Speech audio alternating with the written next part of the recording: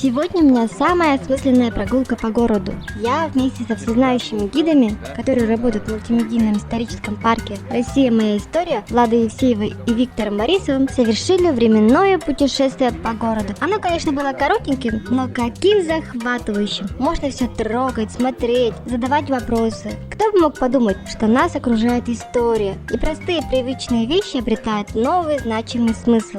Я и группа интересующихся изучали заложенную часть города. Почти на каждом шагу мы узнавали что-то новое о родном городе.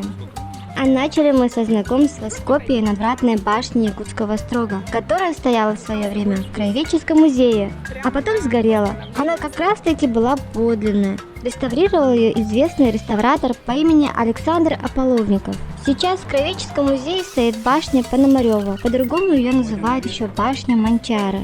Данный острог был воссоздан всего за 2 недели, потому что Ополовников подарил все обмеры, чертежи и проектную документацию. Благодаря этим данным легко и быстро воссоздали новый острог.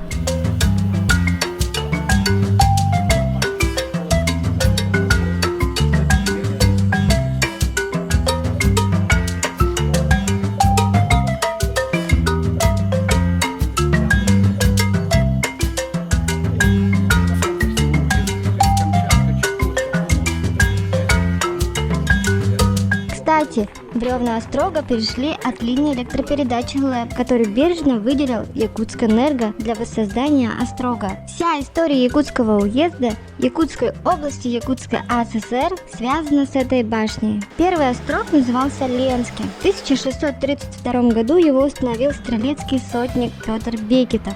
Зашиверская Спасская церковь была построена в 1700 году. Построил его родной брат Ерофея Хабарова, Андрей Хабаров. Ополовников, зная ценность этого здания, который входил в десятку самых древних деревянных храмов России, вывез церковь полностью. Его разобрали и перенесли в город Новосибирск.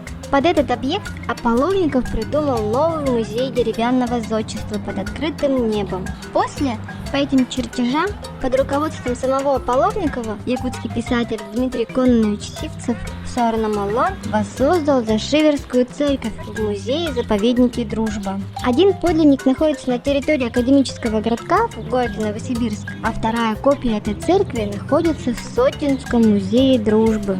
Эта церковь действующая, его осветили и проводятся службы. Далее мы увидели старейший и сохранившийся храмов города.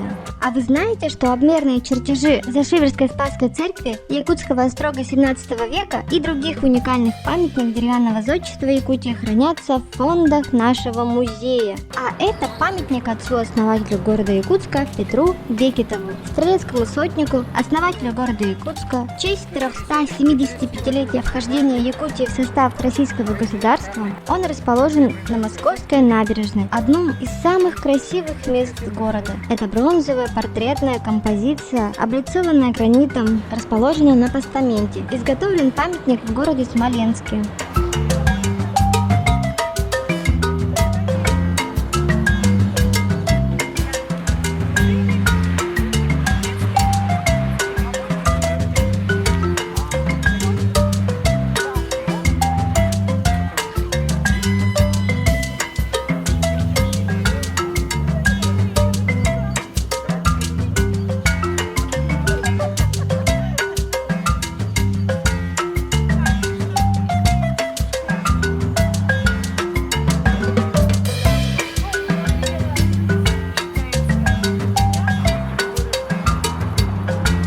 А это дом архитектурный памятник, в котором когда-то жил Сорномолон. Горел много лет назад.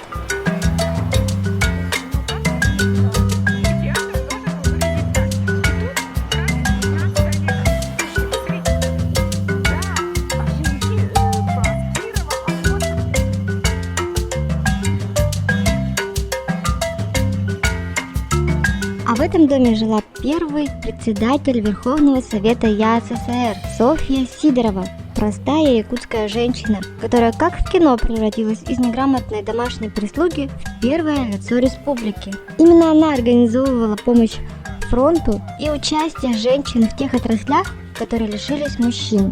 В Тысячи женщин стали шахтерками с ангара, Джабарики-Хая, речниками, строителями, трактористками. Софья Сидорова, как депутат Верховного Совета СССР, не раз поднимала вопрос о железной дороге, пробивала северные надбавки. Возвращаемся на улицу Крупской, бывшая Заложная.